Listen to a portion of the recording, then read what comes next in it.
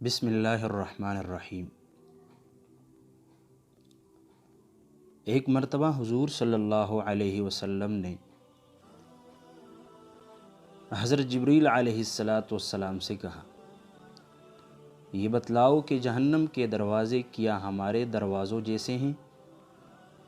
جبریل علیہ السلام نے عرض کیا، نہیں، وہ مختلف طبقات میں بٹے ہوئے ہیں، کچھ اوپر اور کچھ نیچے ہیں، اور ایک دروازے کا درمیانی فاصلہ 70 سال کا ہے۔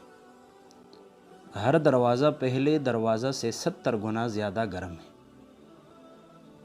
آپ صلی اللہ علیہ وسلم نے ان دروازوں میں رہنے والوں کے متعلق پوچھا تو جبریل علیہ السلام نے عرض کیا، سب سے نچلے کا نام ہاویہ ہے اور اس میں منافقین ہیں، دوسرے طبقے کا نام جہیم ہے اور اس میں مشرک ہیں، تیسرے کا نام سقر ہے اور اس میں ستارہ پرست ہیں، چوتھے کا نام لظا ہے اور اس میں ابلیس اور اس کے پیروکار اور آتش پرست ہیں، پانچویں طبقہ کا نام حطمہ ہے اور اس میں یہود ہے، چھٹے کا نام سعیر ہے اور اس میں عیسائی ہے۔ پھر جبریل علیہ السلام خاموش ہو گئے۔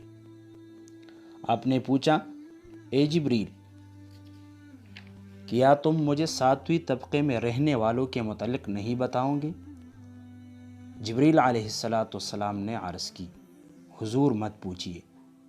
آپ صلی اللہ علیہ وسلم نے فرمایا، بتلاؤ تو صحیح۔ تب جبریل علیہ السلام نے عرض کیا، اس طبقہ میں آپ کے وہ امتی ہے جو گناہ کبیرہ کے مرتکب ہوئے اور بغیر توبہ کیے مر گئے۔